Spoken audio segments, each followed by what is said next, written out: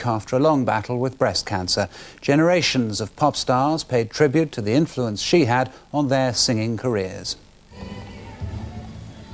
Dusty Springfield started her last journey in style, carried in a horse-drawn hearse down the main street in Henley. She spent her last years near here, first in a riverside cottage, then, for greater privacy, in a mansion in the hills behind the town. Fans, mainly middle-aged, from all over the country, had come to pay their respects. Wonderful talent, wonderful voice. Irreplaceable, really.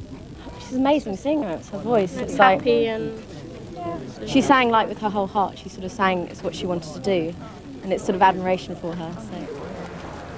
Among the mourners, the man who lit all her stage shows, one of the few people to see her without makeup. She was always impeccably groomed and dressed. In fact, she used to like bright, rich, vibrant, quote-unquote, tarty colours. So I'm putting one of these on the casket and another one for a friend in Los Angeles, and they're as bright and tartier colours as I could find.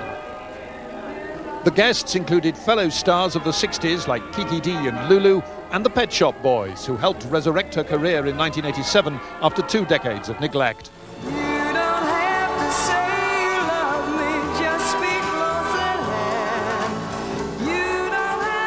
Her coffin was carried into the church to the sound of her greatest ever hit.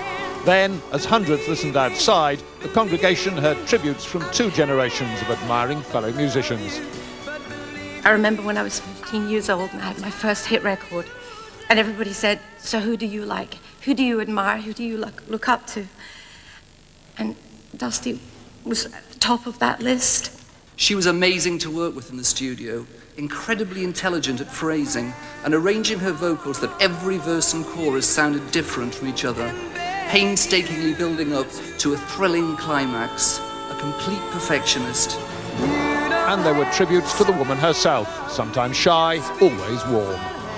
After the funeral, Dusty Springfield's body is being cremated and her ashes will be scattered at what's described as a favourite place in Ireland, the country from which her family originally came. Nick Hyam, BBC News at Henley-on-Thames in Oxfordshire.